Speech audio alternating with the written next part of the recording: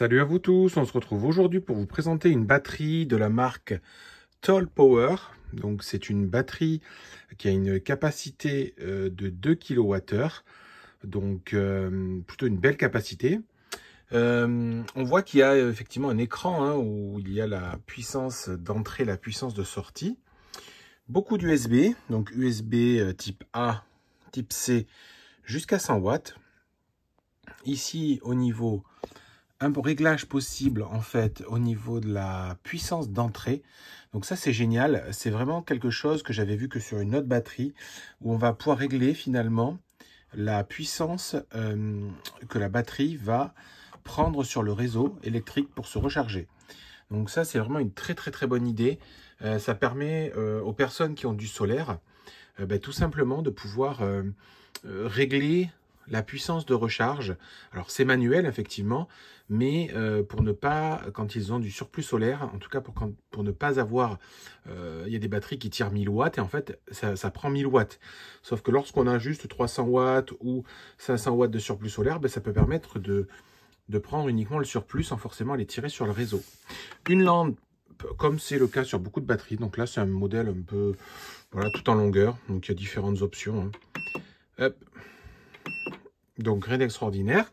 Ensuite, à l'étage, ça c'est super, vous avez un petit boîtier push sur lequel vous allez trouver les connectiques. Alors, je sors toutes. Vous avez la connectique allume-cigare, donc ça c'est une connectique d'entrée. Vous avez la connectique solaire, donc ça c'est génial, vous pouvez brancher des panneaux solaires. Donc on va regarder un petit peu les spécifications un peu après. Et donc pour recharger la batterie, ou sinon la version standard pour la brancher sur une prise électrique. Donc une fois qu'on a vu ça, effectivement on va faire des petits tests. Alors qu'est-ce qu'il y a d'autre sur la batterie quand même, on va finir de la regarder. Donc vous avez vu, il y a des bonnes poignées, donc ça c'est cool, ça peut permettre de bien la porter, parce que ça fait quand même une vingtaine de kilos. Vous avez la partie entrée, donc au niveau de l'entrée, vous allez trouver ici l'entrée solaire et l'entrée, je dirais, prise standard. Donc on peut rentrer au niveau de la prise standard 1000 watts, 1100 watts, donc c'est réglable au niveau du bouton. Donc ça peut être moins si on règle moins. Et le solaire peut accepter 500 watts. C'est très bien parce que la majorité d'un panneau solaire comme ça, pliable ou standard, c'est des panneaux qui font 400 watts. Donc on respecte la puissance que l'appareil peut prendre. Et de l'autre côté, on va trouver quoi? On va trouver effectivement des prises. Donc des prises standards européennes avec une puissance totale max de 2400 watts. Donc c'est plutôt une bonne puissance. Voilà les trois prises. Donc vraiment c'est génial. En plus celui-ci il est sous format de système de push. Et si on regarde ce qu'ils nous disent à l'arrière de cette batterie, donc on nous annonce bien ce que je vous disais, le modèle c'est la V2400. Il y a 2160 Wh de capacité, donc quand je vous disais 2 kWh, c'est même plus. Les puissances qu'on vient de voir, le mode UPS, donc qui permet effectivement d'avoir un peu une sorte d'onduleur en fait. Si vous branchez entre un appareil et le réseau, lui va prendre le relais tout de suite. Et donc on est vraiment sur cette puissance donc de 2400 watts. Donc, des ventilos sur les côtés comme pour beaucoup de batteries, tout ça c'est réglé automatiquement. Hop. Et donc là on va faire un test directement de recharge instantanément, c'est parti. Donc là je viens de brancher la batterie, tout simplement en prise standard, comme vous le voyez ici sur cette prise. Donc là, elle monte en puissance. Donc la recharge va s'exécuter normalement jusqu'au maximum réglé, c'est-à-dire 1100 watts. On va tout de suite regarder si elle les atteint. Donc elle monte tranquillement jusqu'à la puissance de 1100 watts normalement. Parfait. Et donc, comme je vous le disais tout à l'heure, si effectivement je souhaite tirer moins, pour différentes raisons, soit parce que voilà, je veux utiliser l'énergie de mes panneaux solaires en surplus, ou parce qu'effectivement, voilà, moi j'ai pas forcément besoin que ça prenne le maximum de la puissance instantanément. Mais je peux ici régler. Donc vous voyez, quand on tourne, par exemple, je me mets à 500 watts, et vous allez voir que ça va tout de suite réguler. Donc ça s'ajuste, et l'input, donc l'entrée, va bientôt descendre à 500 watts, tel que ça a été réglé. Donc ça c'est vraiment génial. Moi j'aime beaucoup cette fonctionnalité-là. Même si c'est manuel, je trouve que ça peut faire le job. Bien évidemment, moi ce que je peux vous conseiller, c'est ici de mettre une prise connectée. Et à ce moment-là, vous allez pouvoir faire des déclenchements de recharge de votre batterie automatiquement ou même à distance en cliquant sur quelque chose. Bien évidemment, cette batterie n'est pas du tout connectée, hein, n'a pas d'applicatif, n'est pas connectée à Internet. C'est une batterie, je dirais, tout ce qu'il y a de plus simple. Au moins, ça évite les problèmes. Et on a effectivement la possibilité d'avoir ces 500 watts. Alors, maintenant, on va faire un test de consommation. Donc, je vais faire le test en 2 étapes. La première étape, c'est que je vais effectivement couper tout simplement l'arrivée. Donc, je vais remettre la batterie en autonomie. Et je vais y brancher en fait une centrale vapeur. Alors, c'est quelque chose qui est assez énergivore.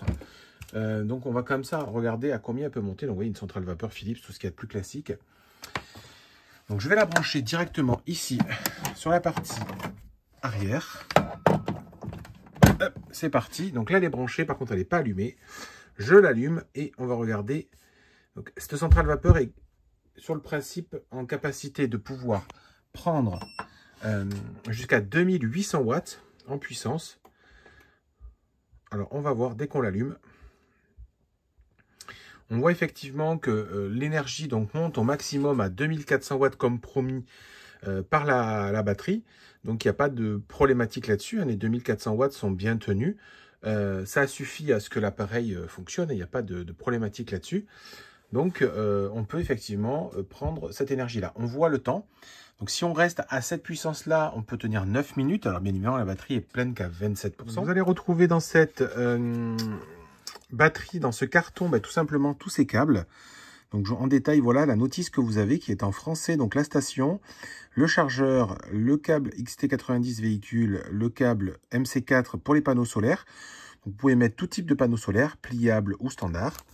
Et vous allez avoir tout un tas d'explicatifs en fait sur les typologies d'entrée et de sortie que vous allez avoir. Le poids, je vous disais, une vingtaine de kilos. Les spécifications ici, voilà. Donc c'est très bien, hein, c'est en français. C'est pas le cas aujourd'hui de tous les types d'appareils et de batteries. Donc c'est vraiment assez bien détaillé. La protection contre la surcharge, les entrées. Vous avez tous les descriptifs de l'écran. Voilà. Donc vous voyez, c'est plutôt intéressant. Il vous explique comment brancher les panneaux solaires. Donc moi, effectivement, hein, j'ai fait le test avec des panneaux pliables. Ça fonctionne très bien. Il n'y a pas d'inquiétude à avoir. Donc maximum 500 watts sur le solaire en entrée. Ce qui fait que si on a une bonne production solaire, voilà, en 5 heures, on peut remplir la batterie. Donc ça, c'est assez intéressant.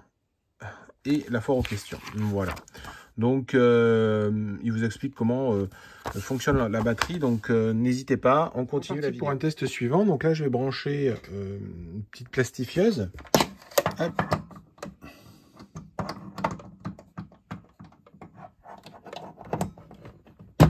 Voilà. On voit qu'elle tire 300 watts.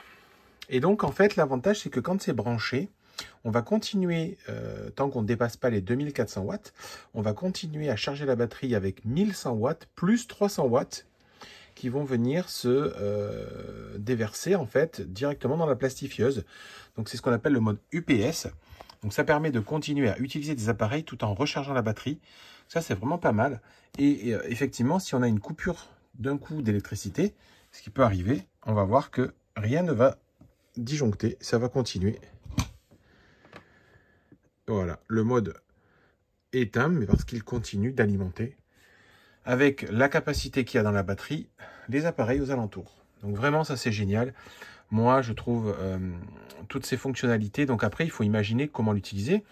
Comme je disais, ça peut être en intermédiaire avec dans votre salon avec votre téléviseur. Ça peut être aussi en usage de secours pour des appareils énergivores quand vous êtes peut-être en offre tempo d'EDF.